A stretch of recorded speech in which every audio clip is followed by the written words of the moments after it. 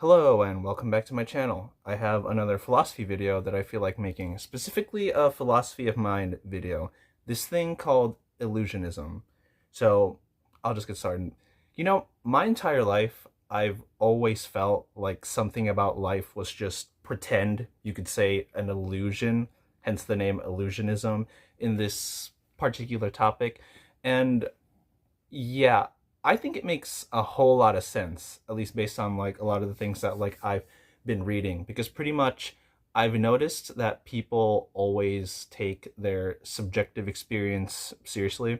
And I guess I do as well to a certain extent because oh, we're so self-centered. Oh my gosh, your consciousness has to be so special. Your first person experience has to be like so amazing and so important and something that oh my gosh, you as a human being fucking like cherish and all that kind of shit.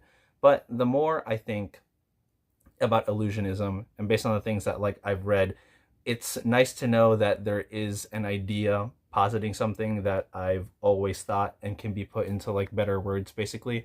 So essentially, I like the idea in illusionism that there is basically no such thing as subjective experience. Qualia itself doesn't actually exist. And this whole notion of like the hard problem of like consciousness is just like dumb and people taking themselves like way too seriously.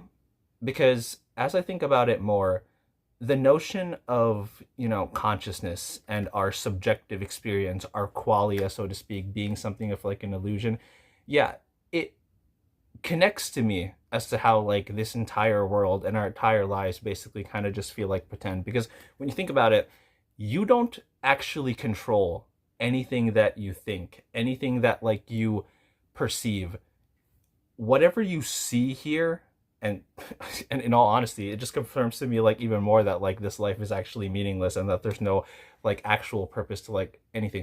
Basically, your quote unquote like subjective experience or qualia is basically just something that you're forced to watch. You didn't, actually choose it.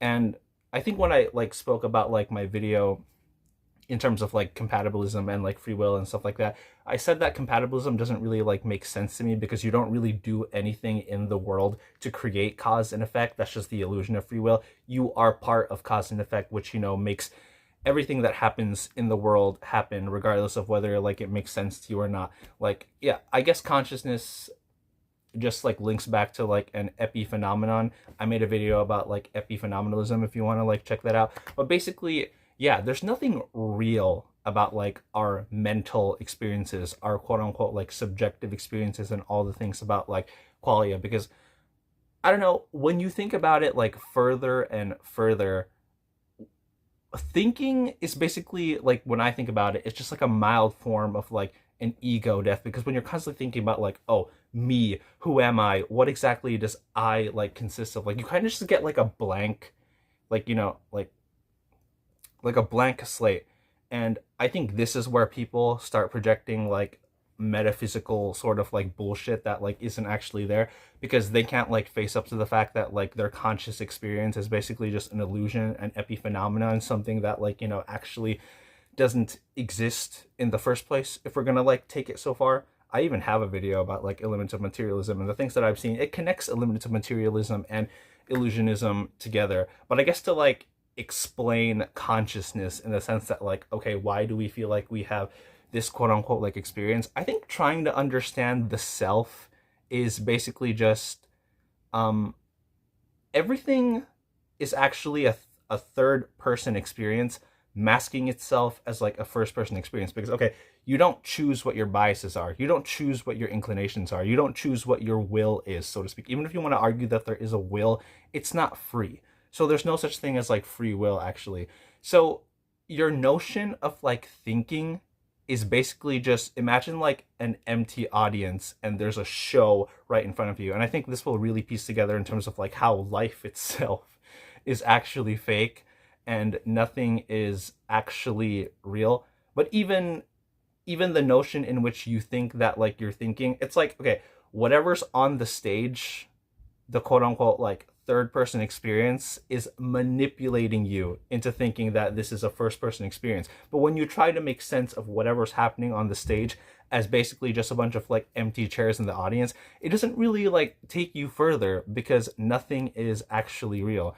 And I've been looking into a lot of like Daniel Dennett perspective, because from a lot of the things that like I've seen online, he's pretty much one of the big proponents of like illusionism in terms of like how there's actually no subjective experience, how there's no qualia, so to speak, at least not in the way that like people perceive that it would be something important or something special about like consciousness, because he brought up this idea of like a Cartesian theater, and it doesn't really make any sense, because even if you think that like, okay, I'm experiencing something for me, like to what end? Because okay, does the solipsism, let's say, like have a solipsism itself? Like if you're just watching something in your head as you, like, you know, where would that end? It doesn't really make any sense. So in actuality, there's nobody watching anything in your mind. It's the play on stage trying to manipulate the empty audience into thinking that like there's something there. So like it's just an endless like constant stream of like rows and rows of chairs where nobody's actually watching when you think about it like realistically. So this third person experience, you know, watching something from a distance, you think you're watching something from a distance, but in actuality you're not. I believe it manipulates your own psyche into thinking that like there's a first person experience, because you don't know anything beyond the third person experience of like watching something else. And it all sounds very contradictory, but perhaps we don't have like the sophistication in language to like explain it enough properly, because I think like if we could like fully grasp this idea, then I don't see how anybody could actually hold on to the notion that like they are a consciousness, they are a self, they are a somebody. They're essentially, you know, no one. Because at best, if you, unless you want to insist that like a good enough definition of the self, a good enough definition of like experience and consciousness is basically being a part of something that you have like no control of like whatsoever, yeah, none of it just like makes like any sense. Because like simplistically, I feel like I could just explain this as like, if you ever seen like the opening to like Robot Chicken, okay, he fixes up the chicken, he forces the chicken to like watch this like whole bunch of stuff. We're basically forced to watch our experiences as nobody there.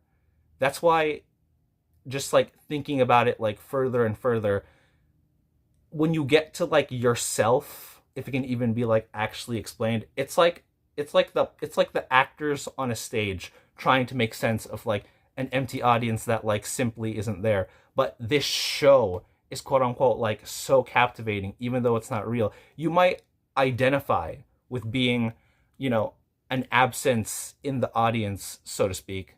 I don't know if this is like a good metaphor, but it like really makes sense to me. It's like, yeah, it's like nobody's watching something, but something is just on play for you to think that is happening. You might almost think that like you're part of the show, so to speak, but at the same time, you're not actually watching anything. That's why life is meaningless and stupid and doesn't really like make any sense whatsoever. But yeah, I really hope that whoever's watching this, you can understand like what I'm trying to say. So if you feel trapped in your own mind, I think that perfectly describes consciousness, because you're basically trying to write a review for a movie that can't even write itself properly to be reviewed in the first place. So your brain is essentially a collection of rough drafts trying to convince itself that there must be something infinite about this, even though that's quite delusional. But I suppose I myself can even get lost in the sauce, because when I think of quantum mechanics, admittedly, I am compelled to think of the multiverse as the most convincing interpretation, and maybe more so quantum immortality. But maybe that's just another way that we can't accept that we're just going to die and disappear forever at one point.